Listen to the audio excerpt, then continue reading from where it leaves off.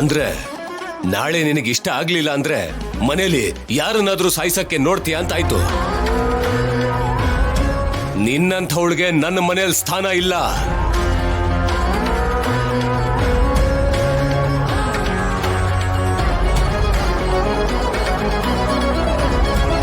ತಾಯಿತನ ಇರಬೇಕಾಗಿರೋ ಹೆಣ್ಣಲ್ಲಿ ಇಂಥ ಕ್ರೂರತನ ಇದೆ ಅಂದ್ರೆ ನೀನು ಹೆಣ್ಣೆ ಅಲ್ಲ.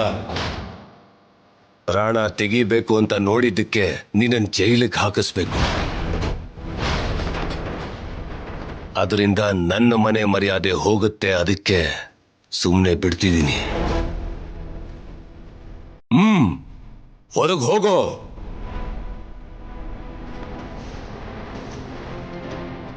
ಅಣ್ಣ,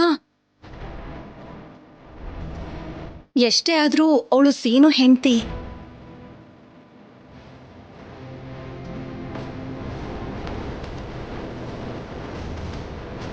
ಏನೋ ಗೊತ್ತಿಲ್ದೇನೋ ತಪ್ಪು ಮಾಡ್ಬಿಟ್ಟಿದ್ದಾಳೆ.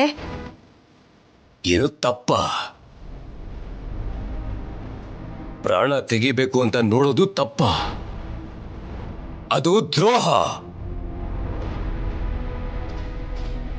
ಏನ್ ಮಾತಾಡ್ತಾ ಇದೀಯ ಪದ್ಮ?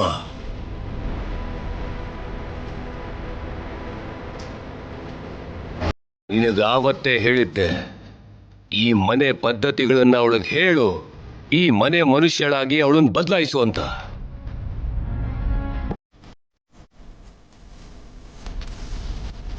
ನನ್ನಿಂದಾನೇ ತಪ್ಪು ನಡೆದ್ರು ನನ್ನನ್ನ ನಾನೇ ಕ್ಷಮಿಸ್ಕೊಳ್ಳೋದಿಲ್ಲ.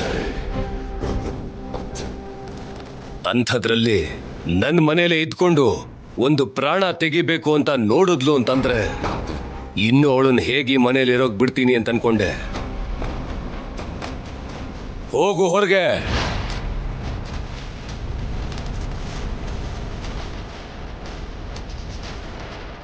ಏನು ಮನೇಲಿ ಎಲ್ರು ಹೋಗು ಹೋಗು ಅಂತ ಹೇಳ್ತಾ ಇದ್ದೀರಾ? ಬಾ ಅನ್ಕೊಡ್ಲೆ ಬಂದು ಹೋಗು ಅನ್ಕೊಡ್ಲೆ ಹೋಗೋದಕ್ಕೆ. ನಾನೇನ ಹಳೆ ಚಾರು ಅಲ್ಲ. ಈಗ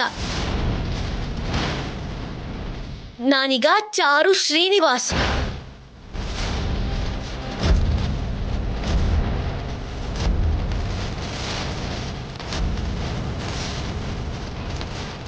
ಈ ಮನೇಲಿರೋ ಹಕ್ಕು ನನಗಿದೆ. ಈ ಮನೇಲಿ ಇರೋದು ಆಚೆ ಹೋಗೋದು ನನ್ನಿಷ್ಟ.